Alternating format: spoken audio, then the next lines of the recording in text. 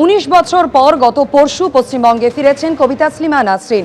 গতকাল তার একটি অনুষ্ঠান ছিল যেখানে মঞ্চ থেকে তাসলিমা নাসরিন তিনি জয় গোস্বামীকে মঞ্চে উঠে আসতে অনুরোধ জানান। আর ঠিক তখনই দর্শক আসনে একটি উত্তেজনার তৈরি হয়, যার ফলে কবি জয় গোস্বামী মঞ্চে না উঠে প্রথমে দর্শক আসনে যান এবং তারপর সেই অনুষ্ঠান ছেড়ে বেরিয়ে গিয়েছিলেন।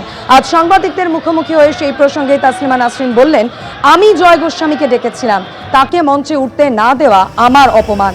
রাজনৈতিক মত ভিন্ন হতেই পারে, কিন্তু সবার মত প্রকাশের স্বাধীনতা থাকা উচিত। আমার খারাপ লেগেছিল, কারণ ওটা তো শুধু জয়কে অপমান করা হয়নি, আমাকেও অপমান করা হয়েছে, কারণ আমি তো জয়কে ডেকেছিলাম। তো আর আমি আমার যে ভাষণ ছিল সেখানে তো আমি বাক স্বাধীনতার কথাই বলেছিলাম, যে আমাদের ভিন্ন মত থাকতে পারে, কিন্তু সবাইকে কথা বলতে দিতে হবে, কারো কথা বন্ধ করে দেওয়া ঠিক নয়। আমি তো ঠিক যে কথাটাই বলেছিলাম, যারা আমার কথা পছন্দ করেছিলেন তাদের মধ্যেই কি তারা ছিলেন যারা জয় গোস্বামীকে মঞ্চে উঠতে দেননি? তাহলে তো দুরকম হয়ে গেল না? একদিকে একজন যখন মত প্রকাশের অধিকারের পক্ষে বলছে তখন তোমরা তাকে সমর্থন করছো, কিন্তু মত প্রকাশের অধিকারের জন্য যখন বাস্তবে তিনি আরেকজন কবিকে ডাকছেন, তুমি তখন তার কথা শুনতে চাইছো না। তাহলে তো আমার তো খারাপ লাগবেই, আমার লেগেছে, এবং আশা করি এইরকম অবস্থা আর হবে না, কারণ কলকাতা প্রগতিশীলদের শহর, এখানে সবাই বাক স্বাধীনতা এবং মত প্রকাশের অধিকারে বিশ্বাস করেন বলেই আমি বিশ্বাস করতে চাই।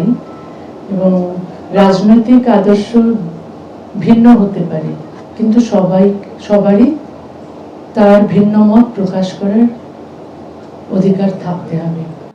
তাসলিমা নাসরিন সাংবাদিকদের মুখোমুখি হয়ে আরো বলেছেন যে মাদ্রাসাগুলো থাকা উচিত নয়, মাদ্রাসাগুলোতে জিহাদ তৈরি হচ্ছে।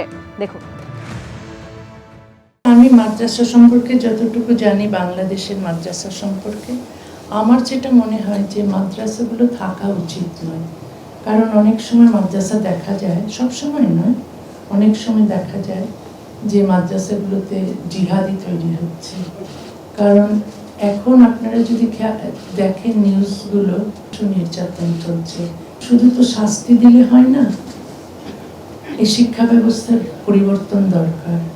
আর মাদ্রাসার আমার মনে হয় না কোনো দরকার আছে, কারণ এই মাদ্রাসা থেকে পাশ করে কেউ কিছুই করে না, মানে কেউ এটা হচ্ছে কি যে ওরা এক ধরনের ভিক্ষে করে খায়, চাঁদা তোলে খায় না।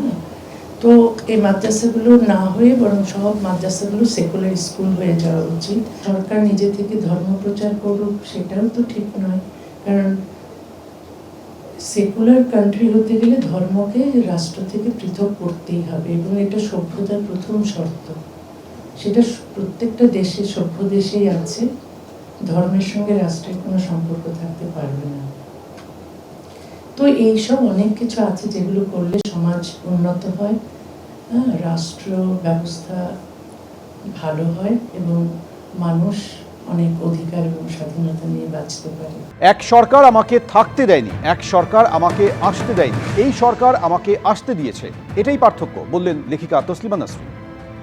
পার্থক্য তো আছেই। এক সরকার আমাকে বের করে দিয়েছিলেন, দ্বিতীয় সরকার আমাকে আসতে দেননি, তৃতীয় সরকার আমাকে আসতে দিয়েছেন। তো তিনটে পার্থক্য তো আছে। আমি বিশ্বাস করতে চাই যে এই সরকার মত প্রকাশের অধিকারে বিশ্বাস করেন, এই সরকার বাক স্বাধীনতায় বিশ্বাস করেন। শুধু আমি আসতে পেরেছি,